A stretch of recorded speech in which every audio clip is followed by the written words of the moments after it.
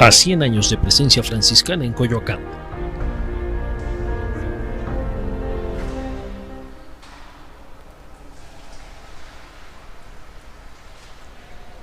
Paz y bien.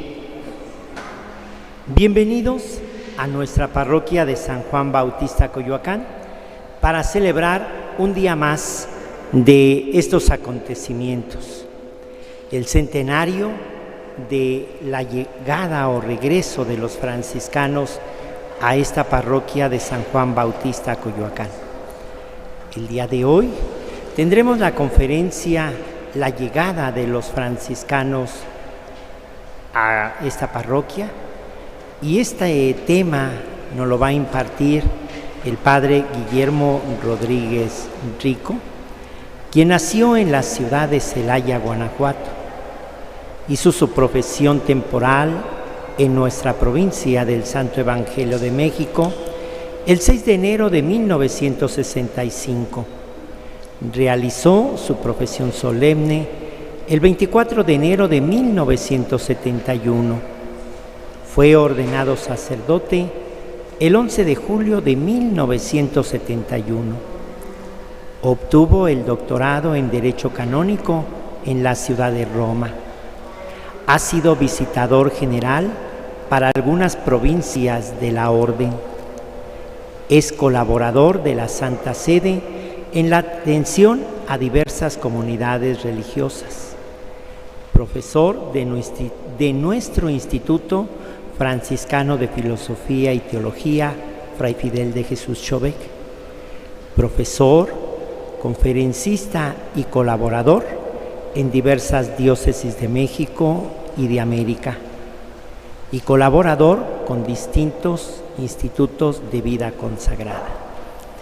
Pero además de su gran sabiduría que tiene, un don extraordinario que el Señor le ha dado de retener hasta el punto y coma de los escritos con solo pasar la mirada, es un gran hermano y de verdad uno de nuestros más excelentes profesores.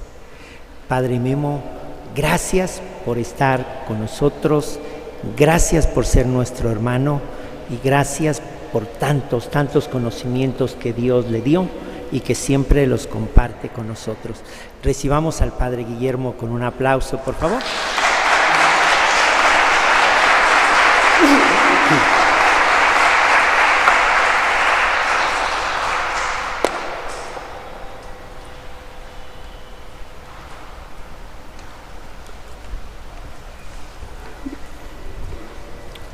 Buenas tardes a todos, paz y bien.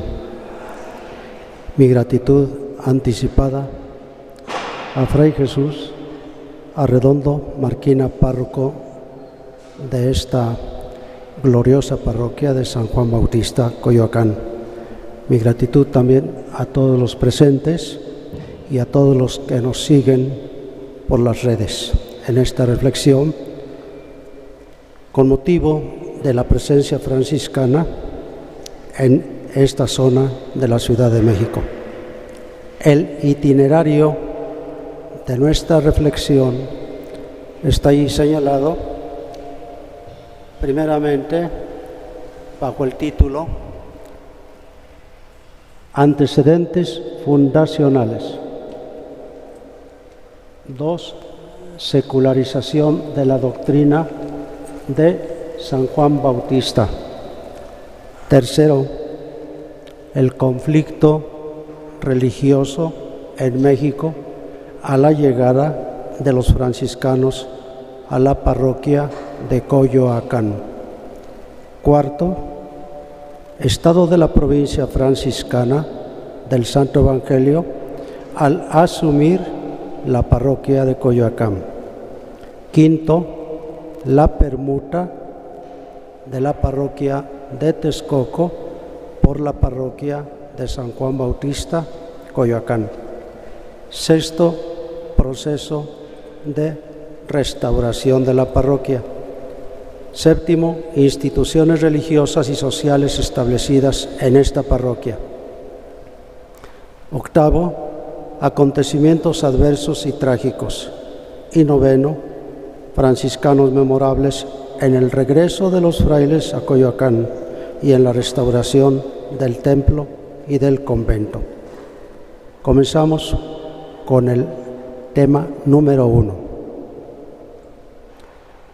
Comenzando con el título, el primer comentario nos podrá dar la comprensión de por qué, aunque me señalaron como tema la llegada de los franciscanos a Coyoacán 1921, prefiero, salvo mejor criterio, decir retorno de los franciscanos a Coyoacán.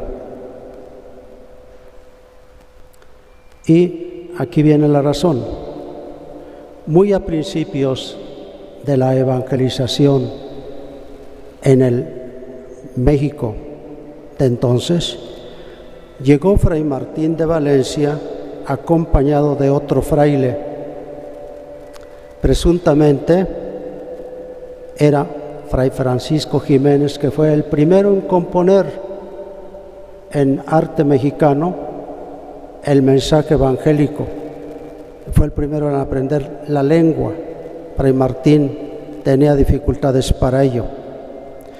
Llegó a Coyoacán, según refiere Fray Jerónimo de Mendieta, en la Historia Eclesiástica Indiana, en el libro 3, en el capítulo 33, y cito literalmente: y bautizados algunos niños, pasaron a Cuyoacán, otro gran pueblo y muy cercano a Xochimilco. Cierro la cita. En la vigilia de San Juan Bautista, esto es el 23 de junio, hicieron su llegada a estas tierras también los frailes de nuestro Padre Santo Domingo en el año 1526, y fueron caritativamente, dicen las crónicas, acogidos por los franciscanos en su convento inicial, que tiene una interesante historia, de San Francisco de México. Pero pronto los hermanos dominicos se vieron favorecidos con la cesión que los franciscanos hicieron del precario asentamiento que habían iniciado en esta zona de Coyoacán. Y relata el cronista de la orden dominica, Agustín Dávila Padilla, en su Historia de la Fundación y Discurso de la Provincia de Santiago en México, que así se llamó la provincia de los dominicos. Esta obra compuesta, terminada en el año 1596 y editada en Madrid, de lo cual posteriormente se hizo una edición en el año 1955 en la Ciudad de México. Y cito literalmente: tocó a Fray Ambrosio de Santa María empezar la construcción de una suntuosa fábrica para iglesia de que estaba falto este pueblo, con ser de los mejores de la Nueva España. Hizo un grande y hermoso templo de 3 naves, ya no las tenemos, y columnas de cantera y arcos muy costosos.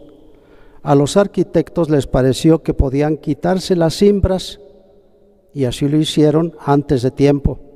Y el primer domingo de Adviento, estando predicando el padre Fray Gaspar de Arcos el evangelio de aquel día, que trata del juicio final, recuerdan la narrativa, cómo todo se bamboleará, caerán las estrellas, etcétera, y habrá caos, cataclismo.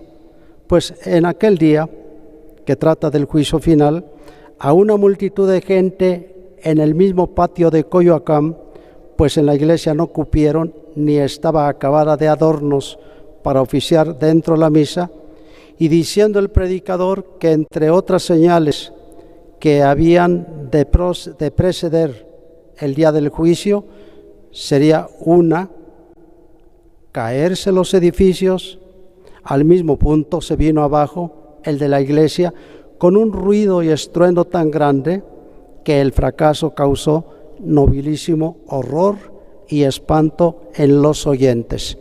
Cito la cita. Esta es una narrativa muy interesante de tipo apocalíptico que también se dice de otras fundaciones, particularmente de la Capilla Real que se encuentra en Cholula, Puebla.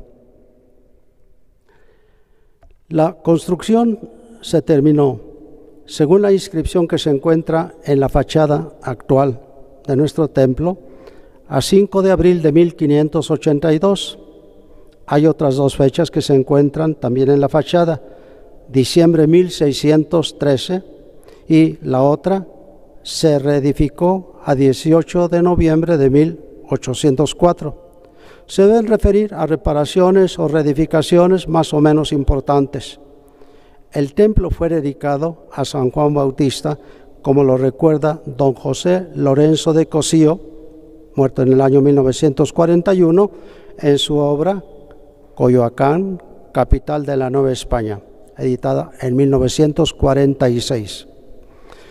Hasta 1932, la parroquia tuvo 3 naves techadas con vigas de cedro, con zapatas coloniales, sostenidas por pilares cuadrados, revelando en todo su notable antigüedad. El amplísimo atrio que la distinguía fue transformado en 1915 en un territorio apacible, en un entonces apacible jardín, hoy ya no lo es tanto. Al parecer, lo que hubo detrás de nuestro conjunto parroquial era una caballeriza, y de esa caballeriza tomó nombre la calle Caballo Calco, compuesta de las palabras caballo, que no existía en la lengua náhuatl, que vinieron con los españoles, la palabra cali, casa, y la descendencia co, que significa en. Por tanto, la calle donde hay una caballeriza. Es interesante revisar un tanto los archivos que tiene nuestra parroquia, porque allí podremos descubrir la nomenclatura de bastantes calles. En una ocasión, comentando con el gran historiador humanista don Miguel León Portilla, ¿por qué la calle San Francisco Figuraco se llamaba así? No encontramos la razón de momento, pero hurgando en nuestros archivos hemos descubierto que allí habitaba una familia de apellido Figueroa, y entonces la gente decía: ve a donde los Figueroa, que después en un castellano todavía hoy muy provincial, ve acá Figueroa, ve acá Doña Toña, es decir, ve a casa de Doña Toña. Entonces se empezó a usar en K de los Figueroa y progresivamente se transformó en Figuraco, y como la calle conduce a San Francisco del Cuadrante, de ahí ha derivado San Francisco Figuraco. Todo esto resulta bastante interesante. Paso al segundo punto, la secularización de la doctrina de San Juan Bautista. En vista de lo que popularmente e inclusive algunos historiadores designan como bula omnímoda, Fray Francisco Morales sabe muy bien que no es una bula. Técnicamente es un breve pontificio. Estos breves se distinguen de las bulas porque al final de todo lo que exponen termina con una relación al lugar en que se expide el documento y otra que es muy importante, que es lo característico del breve: bajo el anillo del pescador, sub annulo pescatoris. El breve de Adriano VI, sobre el cual habló muy amplia y profundamente Fray Francisco ayer, expedido el 9 de mayo de 1522 por el Papa Adriano VI a petición del monarca español Carlos V, encomendaba la labor de la evangelización a los menores, que por otra parte venían revestidos de la obediencia dada por el superior general en 1523, y así venían armados con autoridad omnímoda. Por eso se ha llamado bula omnímoda, porque les dio el Papa Adriano amplias facultades para la administración de los sacramentos, menos el sacramento del orden en los grados superiores, pero podían conferir órdenes menores. De hecho, Fray Juan de Zumárraga pretendió impartir las órdenes menores a algunos indígenas, pero el padre Motolinía dice que desistió porque los indígenas eran muy dados a tener sus mujeres y era incompatible, por tanto, con el ministerio al cual se aspiraba. Capítulo 20 de la historia de los indios de el padre Toribio de Benavente o Motolinía. Bien.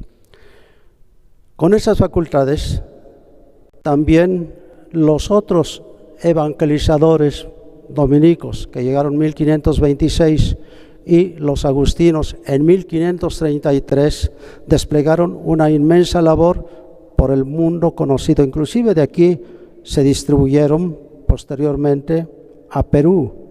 Fray Marcos de Niza fue procedente de esta provincia para llevar la evangelización y instituir la provincia que actualmente se llama ya de los 12 apóstoles del Perú, con base en Lima. Fue creciendo esta acción de los mendicantes, pero pronto empezó también a haber clero diocesano. Los mendicantes son los que viven de limosna, por eso se les designa así, entre los cuales están, entre muchos, franciscanos, dominicos, agustinos, servitas, trinitarios, etc.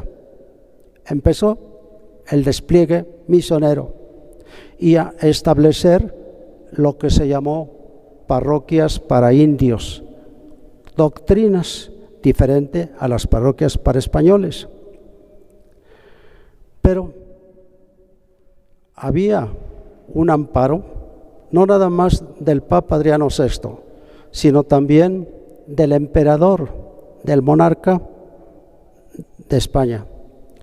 Este señor, monarca de España, ejercía en la obra misional de América el derecho de patronato, un derecho de patronato concedido originalmente por el Papa Julio II el 28 de julio, correspondiendo a su nombre, del año 1508, con una bula, esta sí es bula, Universalis Ecclesiae Regimini, para el gobierno de la Iglesia Universal, eso traducido.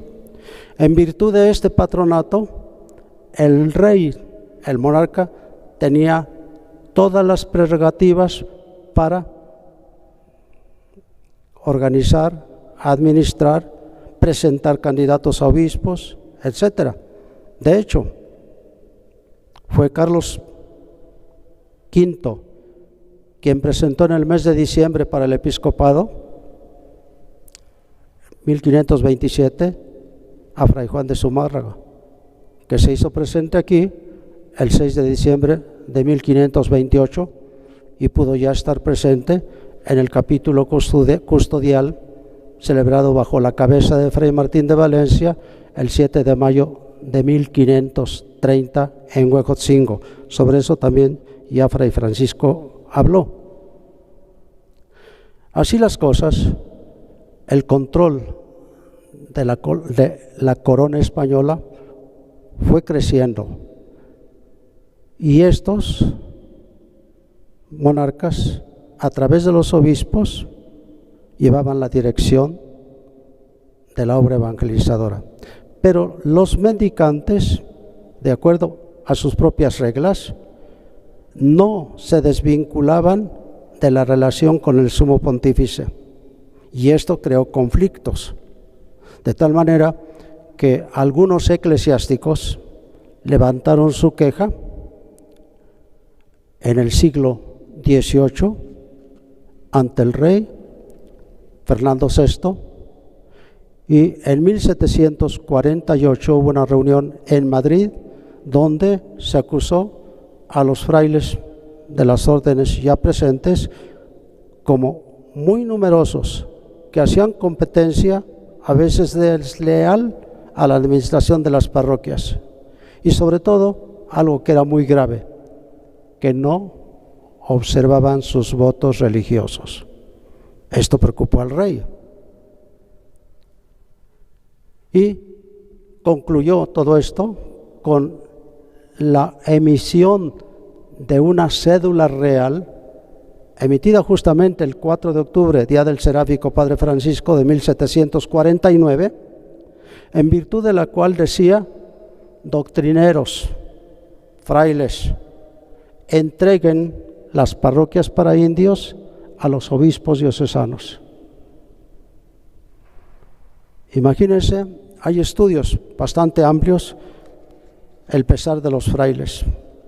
Los franciscanos lucharon hasta lo imposible por conservar sus doctrinas, pero fue imposible. Y entre el año 1752 a 1757 se hizo ejecutoria la cédula real. Sin embargo de ello, el rey concedió una gracia tanto a franciscanos como dominicos y agustinos de poder conservar dos doctrinas o curatos para indios, dos cada provincia. Era la provincia del Santo Evangelio, era la provincia de Santiago, de los dominicos, y era la provincia de los hermanos agustinos. La provincia del Santo Evangelio presentó la parroquia de Toluca y la parroquia de Texcoco, ambas con sus respectivas vicarías, la vicaría de Tecajic, Toluca también, y la vicaría de Calpulalpan, dependiendo de Texcoco. De tal manera que se vieron reducidos los frailes. Conservaron naturalmente los conventos, que no eran doctrinas, que no eran parroquias. Los hermanos dominicos optaron por la parroquia de Cuautla y de Azcapotzalco, y los agustinos por Meztitlán y Malinalco. A partir de la secularización vinieron una serie de señores curas diocesanos hasta 1855, un año antes de que empezara la catástrofe para la Iglesia en México, con un acontecimiento que adelante podré decir. Y así hubo una serie de párrocos, unos religiosos, otros seculares. Fray José María Peñuñurri, que era franciscano, de los nuestros; Fray Antonio Urízar, que era de la rama de los dieguinos, aquella que se estableció en San Diego de México, que es ahora Pinacoteca, y en lo que es actual San Diego Churubusco, convento dieguino; Fray José María Camacho y Reina, un carmelita exclaustrado; y Fray Alberto Zamora, muy insigne en esta zona. Seguramente la calle que se llama Alberto Zamora es en honor a este señor cura, que ejerció su ministerio aquí entre el año, es el dato que tengo, 1903-1905. Bien. Paso al tercer punto, el conflicto religioso en México, cuando retornan los franciscanos a esta parroquia de Coyoacán. Me permiten checar el tiempo. Todavía nos queda. Bien. El periodo comprendido, número 3, entre el año 1914 a 1929, prolongado eventualmente en algunas partes hasta el 38, está cargado de pasiones, lleno de reacomodos de fuerzas políticas, juego fratricida de facciones, de movimientos que trascienden internacionalmente y que involucran y afectan trágicamente la actividad pastoral de la Iglesia, la cual es sometida a la obediencia de los postulados constitucionales, Constitución de 1957 y posteriormente la Constitución de 1917 y otras leyes aplicativas complementarias. Algunos eclesiásticos, prelados inclusive, delegados apostólicos, son expulsados del país. El número de sacerdotes es reducido en un tiempo, sobre todo a raíz de una ley publicada el 27 de septiembre de 1926, reduce el número, pretendió reducir, no se logró, el número de templos abiertos al culto en la Ciudad de México a solo 6 templos. Para tan inmensa población, se imaginan el caos que esto provocó. A partir de la Revolución, fue un periodo aciago para la Iglesia, pero particularmente para los franciscanos. Los franciscanos, a partir de las leyes de reforma, publicadas todas en conjunto el 30 de diciembre de 1860, pero con el antecedente de la ley del 12 de julio de 1859, en que se disponía la prohibición de la vida monástica, de la vida religiosa, no podían ya ser vida de comunidad. Se había caracterizado para el año 1914 por una estricta aplicación de estos precedentes. Uno entre tantos que sufrió un peregrinaje demasiado angustioso y trágico, porque estuvo a punto de ser fusilado cuando se presentó ante Jesús Carranza, fue Fray Miguel Soria. Fray Miguel Soria, que en el 3 de mayo del año 1910 había logrado autorización del Superior General de la Orden para pasar a México y satisfacer sus deseos misionales. ¿Por qué satisfacer? Porque él había pretendido ir a China a evangelizar, pero lo consideraron ya muy viejo y no le dieron permiso. Pues déjenme por lo pronto, por lo menos, ir a México y trabajar por la causa del Señor. Y así llegó a la ciudad de San Luis Potosí el 26 de noviembre del año 1910 y empezó su calvario. Después de haber organizado toda la vida cristiana a partir de nuestro convento de San Francisco de San Luis Potosí, empezó su calvario cuando irrumpió lo que se llama técnicamente la Revolución Carrancista y tuvo que salir camino al destierro a Laredo. Pero en el camino, en una población que se llama Las Charcas, encontró apoyo de fieles cristianos y sobre todo desde la Ciudad de México una orden de Venustiano Carranza de que lo regresaran. Se regresó a México, ya no a San Luis Potosí, se embarcó en el puerto de Veracruz con el padre Alfonso María Sánchez, otro gran benefactor de nuestra provincia, y con otro hermano no clérigo, Fray Salvador de los Reyes. Estuvieron un tiempo en La Habana, Cuba, y después regresó hacia los años 20, cuando formalmente, en el año 1920, hizo su solicitud formal en el día 27 de abril de ser incorporado a la provincia del Santo Evangelio de México. Y al ser incorporado, estuvo en disponibilidad de poder ser constituido como párroco de esta parroquia. En el año 1921, en el cual los franciscanos retornan a Coyoacán y asumen la parroquia, particularmente este año está cargado de datos que expresan en primer lugar esa efervescencia y contradicción de la política de la época. Y está marcado por dos acontecimientos que son de connotación política a nivel nacional y a nivel internacional.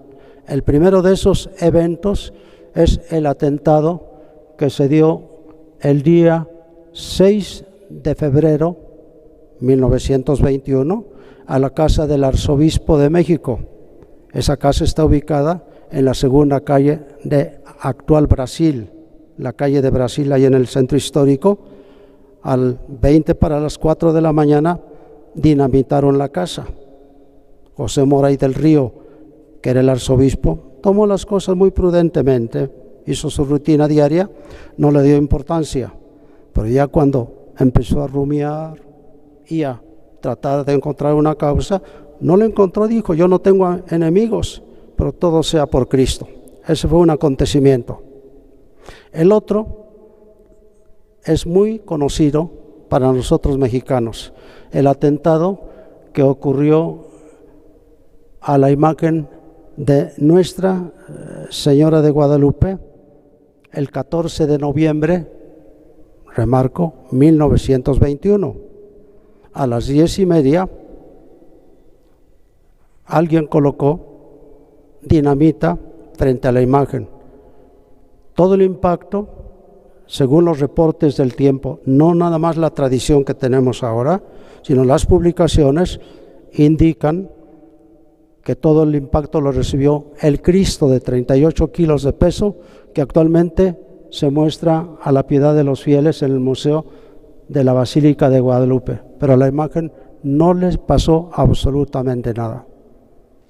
Ya después apresaron al presunto dinamitero, que respondía al nombre de Luciano Pérez. Él se declaró inocente, pero esto marca 1921 la llegada, el regreso de los frailes. Vean el ambiente cómo estaba caldeado. Cuarto punto, estado de la provincia franciscana del Santo Evangelio al asumir la parroquia de Coyoacán. Nos vamos a la presentación 2, por favor. Hacia el año 1889, en la Curia General de los Franciscanos en Roma, se tomó nota de la crisis profunda que afectaba a la orden franciscana en México.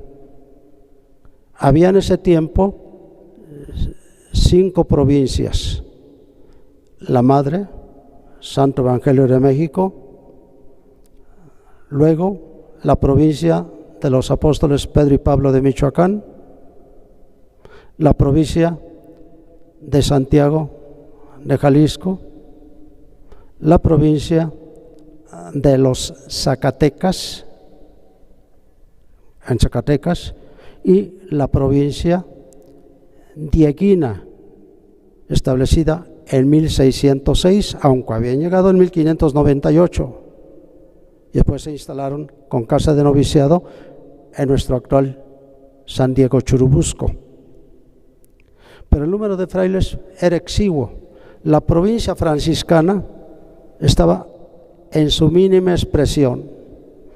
De tal manera que para el año 1903, no, presentación 1 no, esta no es presentación 1. Sí, exactamente, si me la pueden ampliar. No se ven, pero esta y la segunda presentación nos indican solamente contaba con 17 frailes y los más de ellos viejos. Uno hubiera pensado, si al inicio de la evangelización vino Fray Martín encabezando el grupo de los 12 y se encontró con Fray Pedro de Gante, su apellido era Fray Pedro de Mura, no Gante. Gante era la ciudad de donde provenía. Fray Juan de Tecto y Fray Juan de Ahora y otros 2 cuyos nombres no menciona Padre Mendieta, en total 17. Con esos 17 llenos de fortaleza, de madurez y de mucha preparación académica, habían desplegado todo ese potencial evangelizador. Uno hubiera esperado que ahora con 17 frailes también la provincia hiciera lo mismo, pero no era posible. Repito, 2 no eran de esta provincia, eran de la provincia misionera de San Gregorio Magno de España, que tenía presencia en Filipinas y Japón. Eran prestados, así que nada más eran 15. Esto propició que se dispusiera la reunificación de las provincias existentes y de los colegios de misión conocidos como de propaganda fide. Había varios colegios. Esta disposición de reunificación de los colegios y de los conventos dieguinos a la provincia en cuyo territorio estuvieran enclavados propició que a la provincia del Santo Evangelio de México se añadieran 21 frailes, de tal manera que a partir del año 1908, en lugar a los 17 que ya había, se añadieron 21 para hacer un total de 38. Esta orden de reunificación permitió a nuestra provincia del Santo Evangelio contar con los pocos frailes que había en San José de Gracia, Orizaba. Prácticamente quedaba uno, Fray Bernardo Parada, del Colegio Apostólico de San Fernando. Ya el de Pachuca ya no lo teníamos. Y el gran colegio de la Purísima Inmaculada Concepción de Cholula, de donde juntamente con el colegio de Guadalupe Zacatecas, pero ese se incorporó a la fundida provincia de Zacatecas y Jalisco para hacer una sola. De esos 2 colegios llegaron a fortalecer frailes de gran estatura espiritual y evangelizadora. Concretamente del colegio de Cholula salió el padre Alfonsito María Sánchez, restaurador de nuestra provincia. Salió el padre Abelar Pascual, del Niño Jesús Abelar, cofundador de las Hermanas de Nuestra Señora del Refugio, cuya sede está en Zapopan. Salió también el padre Manuel Ortiz, que es el fundador de las Misioneras Hijas del Calvario. Grandes personajes que salieron de allí, amén de los que salieron de Guadalupe, Zacatecas. De esta manera, la orden se fortaleció y empezaron, sobre todo con un superior provincial, Hilario Plaza, que tuvimos y rigió la provincia hasta 1908, tuvimos un aparente auge, pero no tan notorio, porque los frailes se vieron obligados a vivir en sus casas y ya no sabían nada de vida común. Esa era la situación cuando la provincia regresa a esta parroquia y convento de Coyoacán. Pasamos al número 5, la permuta de la parroquia de Texcoco por la parroquia de Coyoacán. Ya voy a terminar, Fray Jesús. No corro. Esta permuta tiene unos antecedentes muy interesantes. Preocupado por la formación de nuevos candidatos a la orden, el padre Alfonso María Sánchez estableció una especie de colegio seráfico, así le llamamos al seminario menor, en Texcoco. Pero no tuvo mucho éxito. ¿Por qué razón? Porque faltaban los apoyos económicos. Era imposible sostener a 25 chicos, vestirlos, eran chicos pobres, como la mayoría de los que llegan a nuestra orden. Raro es el que llega de palacio. Y tuvo la genial idea de pensar en una parroquia de la capital. Comunicó esta idea a Fray Ambrosio Frías, un fraile, muerto en 1943, que había procedido como diácono de la provincia de San Pedro y San Pablo de Michoacán, y juntos fueron a ver al señor arzobispo José Moray del Río, y le dijeron humildemente: Señor, vea la postración en que se encuentra nuestra orden. A pesar de que nos fortalecimos con los colegios y conventos dieguinos, pero la mayoría están enfermos y no tenemos vocación, y si no hay manera de restaurar a la provincia, ¿por qué no nos concede una parroquia de la capital? Y el señor José Moray del Río dijo con mucho agrado: me encanta la idea, esta orden benemérita no puede venir a menos. Vayan y escojan la parroquia que quieran. Y se dieron a la búsqueda de la parroquia, visitaron varios lugares, sobre todo Tacubá, visitaron Mixcoac, pero vieron que esta era la más estratégica y se dieron los pasos consiguientes para hacer la permuta, el cambio. La provincia franciscana entregaría a la Arquidiócesis de México, todavía no había diócesis de Texcoco, entregaría el convento de San Antonio de Texcoco, así se llama, y a cambio recibiría esta parroquia.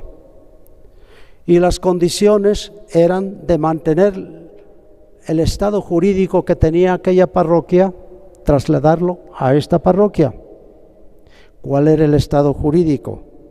Aquella parroquia era propia de los frailes.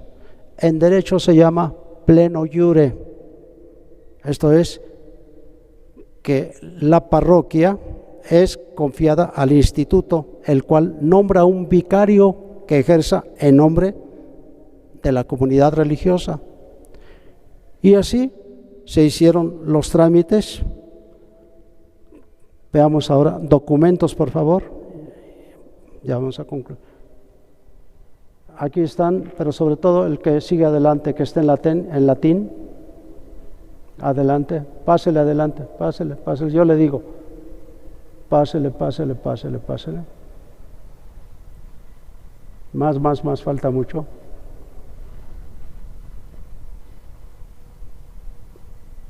Más. Ahí, ya. Este. Aquí está. Este es el documento clave donde el Santo Padre accede a las súplicas que dirigió tanto la orden, la provincia, la orden y el arzobispo de México para proceder al intercambio de presencias. Está firmado, por favor, al pie. el 20 de julio de 1920. Recorremos, por favor. Recorremos, por favor. Eso sigue en latín. Más. Falta mucho. Falta mucho. El que sigue. Ahí, no. Ya, antes. Bien. Hechos los debidos trámites, se pactó que la provincia entregaría la parroquia de Texcoco, entregaría también el templo de San Mateo, que era parte de la llamada parroquia de Churubusco, y entregaría la iglesia de San Diego Churubusco, pero no el convento, porque el provincial hizo notar que el convento estaba ocupado por el gobierno civil. Así se pactó la entrega y se fijó el 8 de noviembre de 1921 para hacer efectiva la entrega.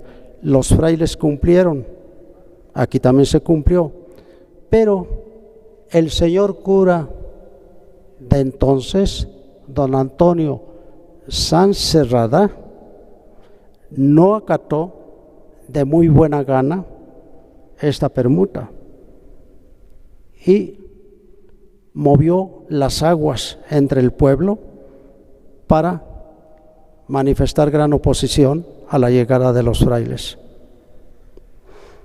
Don Antonio Sanz Cerrada era de origen español, que había venido a finales del siglo XIX a México, y era de profesión periodista, así que podemos imaginarnos toda la campaña que armó para evitar que los frailes se posesionaran de la parroquia. Al fin y al cabo, tuvo que acatar las órdenes y no le entregó el 8 de noviembre, la entregó hasta el día 12 de noviembre. Todavía se tardó un poquito. Las narraciones de la red dicen que el primer párroco fue Luis Chávez Garibay. Los documentos que tenemos a disposición no revelan tal cosa. Esto tal vez se desprende de un documento sin fecha, donde hace referencia a la frustración de un proyecto de establecer una academia nocturna para obreros y una escuela para niños, donde se dice que hay un débito hacia una señora de apellido Cerda, y ahí mencionan que todo esto se había tramitado con el señor cura Luis Chávez Garibay.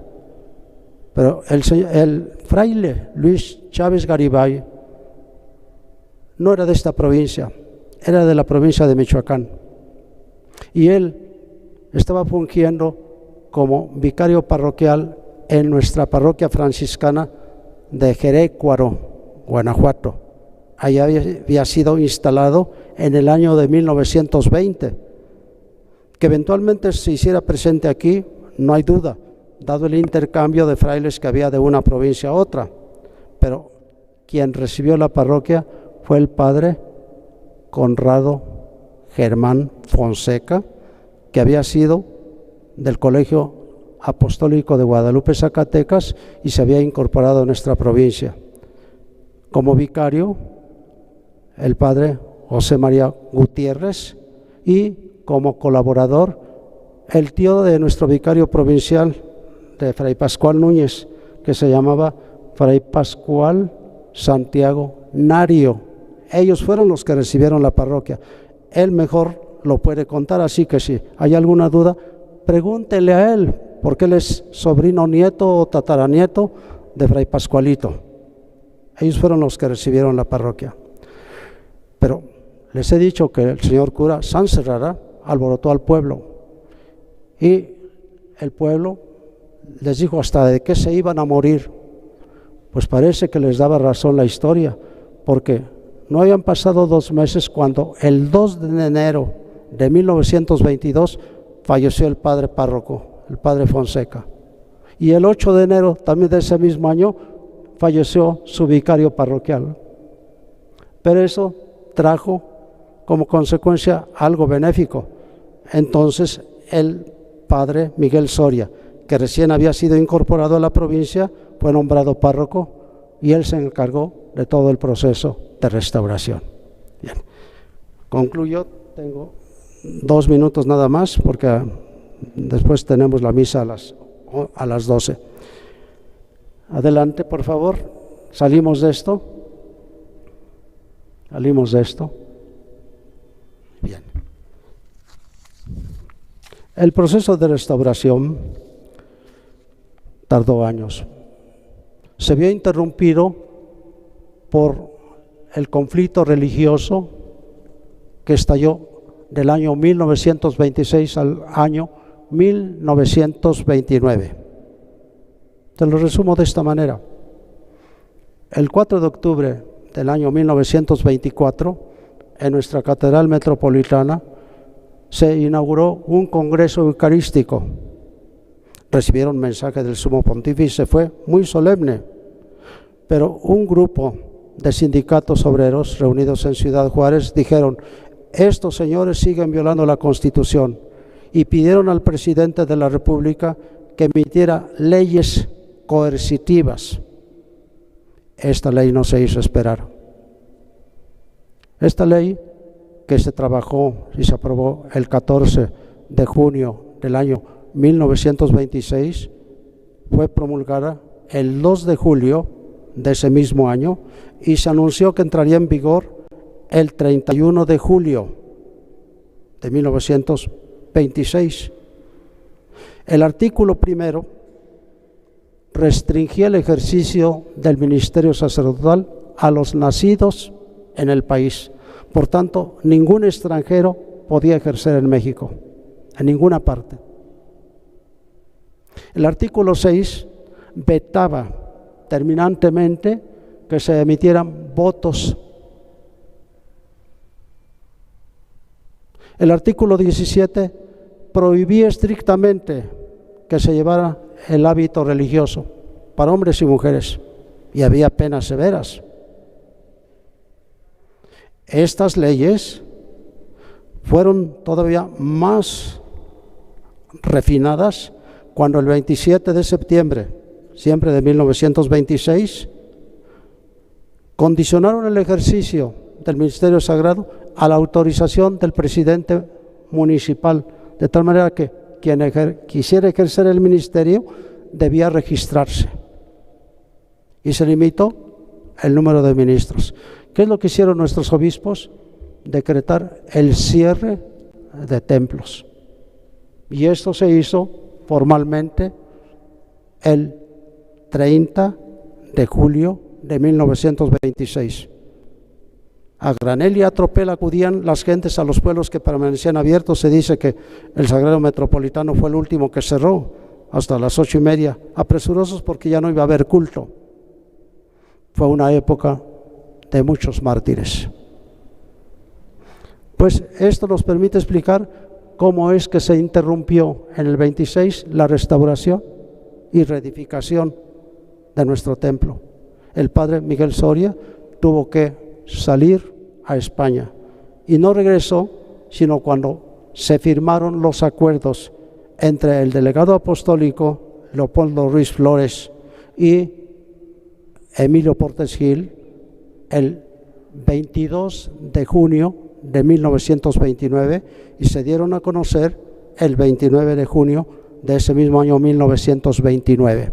Entonces pudo el padre Miguel Soria regresar y continuar con la reedificación que culminó en 1938, y restaba ya nada más la decoración, en la cual él mismo sugirió los temas, todos los altares laterales que vemos, la historia de la orden franciscana, la historia de la evangelización en México, y quien trabajó estas pinturas fue el pintor decorador, así se le llama, Juan Fabregat Milá, que trabajó también en la Basílica de Guadalupe los cuadros que actualmente vemos allí.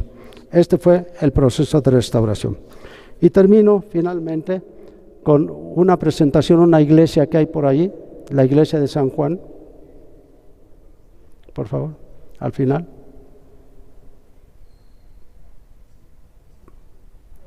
La iglesia, una iglesia que hay.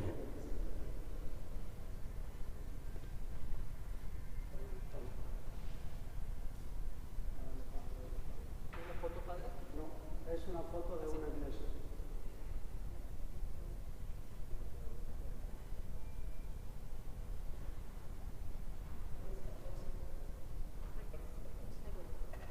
Esa, ¿me la envían por favor? Con esto ya voy a concluir, Padre Jesús, un momentito, pero me interesa esto.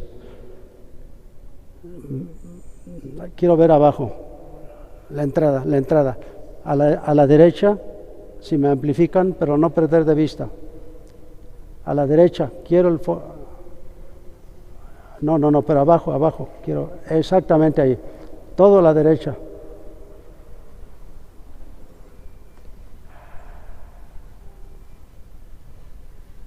Aquí hay una banquita, la pueden visualizar, tal vez no, aquí hay una banca. Esta pintura está hecha en el mes de octubre de 1934. Esta es una fecha significativa, 10 de octubre de 1934. Tenemos un testimonio de acontecimiento trágico en esta parroquia, lo que se conoce como el martirio de María de la Luz Sirenia Camacho González, que vivía en la calle de Madrid. Estamos todavía dentro del marco prolongado del conflicto religioso, cuando llegaron los camisas rojas bajo la embestida de Hugo Margali, que era el delegado entonces, patrocinado por Garrido Canaval, y el padre Alejandro Torres, que es uno de los frailes también beneméritos de la provincia, estaba sentado ahí en esa banca, y llegaron María de la Luz Camacho y su hermana Lupita a conversar con él. Allí estaban los tres sentados cuando irrumpieron los camisas rojas, unos trepados en la peana de la cruz atrial, y empezaron a disparar al aire, pero uno de ellos disparó directamente contra María de la Luz. Juntamente con ella, en total, murieron otros 4. El sepelio, dice el testigo ocular de María de la Luz Camacho, fue suntuoso, fue doloroso, pero acompañaron el féretro hasta el cementerio de Xoco. Su proceso de canonización está actualmente introducido, y ahí al fondo tenemos los restos que fueron traídos del cementerio de Xoco. Voy a concluir con algunos detalles importantes. Bajo la administración de Fray Raúl Vázquez, que fue párroco aquí de 1969 a 1972, el ábside amenazaba ruina. Y el padre Ricardo Cerda, que había precedido, empezó a apuntalar el ábside por la parte trasera con la intervención de un ingeniero, Antonio Torres Sapien, y de su padre. Y continuó el padre Raúl Vázquez, que es uno de nuestros párrocos vivientes. Pero en la restauración de la alegoría de la Inmaculada Concepción, como otros artistas han hecho, Miguel Ángel en el último juicio, se autorretratan. Pues aquí podemos ver los retratos de frailes que todavía viven. Si me enfocan el rostro de María, ese rostro de María está tomado de una fotografía de la esposa de Antonio Velázquez, seguramente todavía vivirá. Antonio Velázquez fue el que restauró las pinturas, pero yo creo que su esposa era tan bonita que dijo, mejor rostro para pintar la belleza de María no puedo tener a la mano. Así que ese rostro es la imagen de la esposa del pintor. Si recorremos un poquito a mano izquierda, encontramos dos frailes ahí. Uno es el rostro, si me lo pueden visualizar, el primero, de Fray Raúl Vázquez, y el otro que está parado a la derecha de él es el padre Ricardo Cerda. Seguramente ustedes ya conocen estos detalles. Y el retrato del pintor es el que está arriba de la cabeza de San Francisco. Ese es el autorretrato del pintor. Bien, concluyo con un profundo agradecimiento a todos nuestros predecesores, pero sobre todo al pueblo que con su entrega generosa ha colaborado a que esta parroquia de Coyoacán de San Juan Bautista se haya reconstituido como un centro de atención pastoral, como un centro de convivencia pacífica y también, por qué no decirlo, como un atractivo turístico.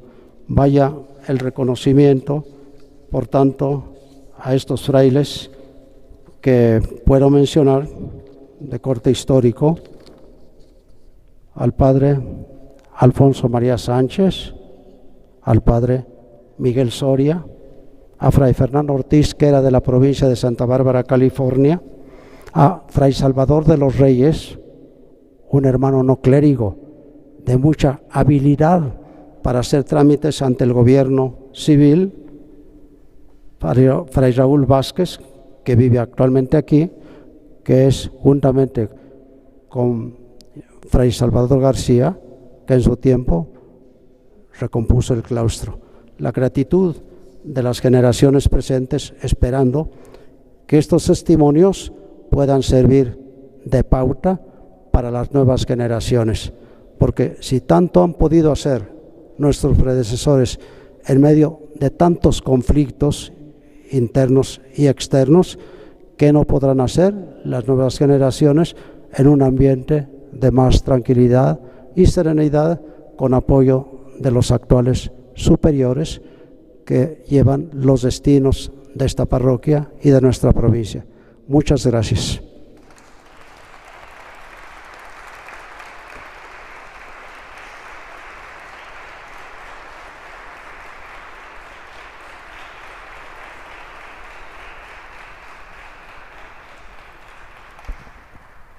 Gracias a cada uno de ustedes, fieles de nuestra parroquia, piedras vivas de nuestra iglesia.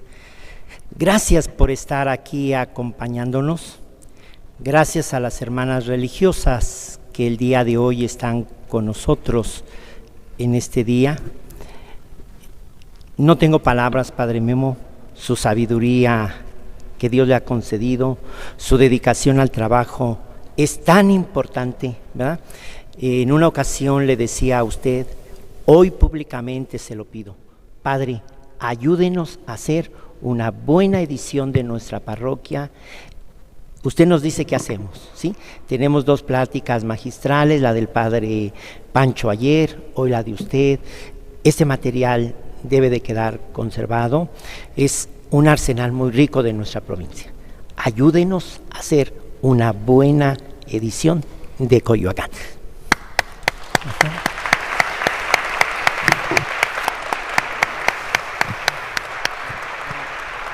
Y en ese momento el padre provincial entregará al padre Memo, padre Guillermo, padre, si es tan amable en pasar al centro, un pequeño recuerdo de este acontecimiento, ¿verdad?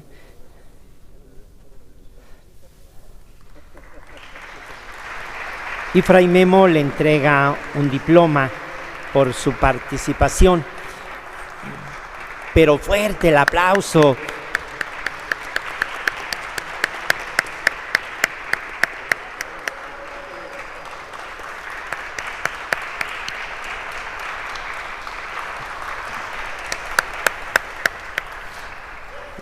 Nosotros hoy hemos podido tener notas de nuestra provincia, no solo de estos últimos 100 años, sino de muchos, muchos años que estuvo tocando el padre Memo, el padre Guillermo.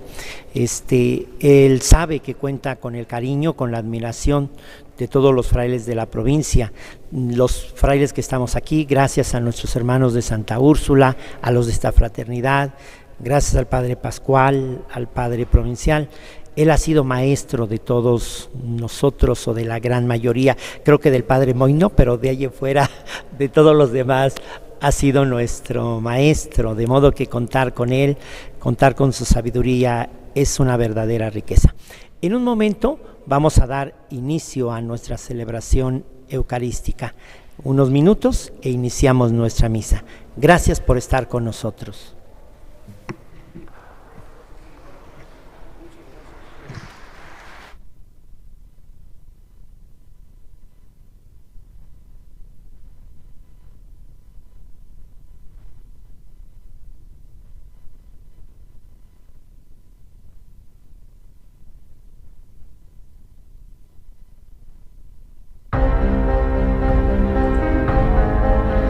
A 100 años de presencia franciscana en Coyoacán.